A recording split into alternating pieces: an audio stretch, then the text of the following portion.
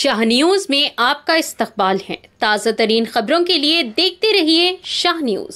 రాత్రికి వచ్చిన అతి భారీ వర్షం వల్ల మా గ్రామంలోని గోకారం గ్రామంలోని ప్రజలకు అటు పొలాలకు కావచ్చు అటు వేరే ఊర్లకు కావచ్చు వెళ్ళడానికి అంతరాయం ఏర్పడింది। దీనికి కారణం రాత్రి కురిసిన భారీ వర్షం।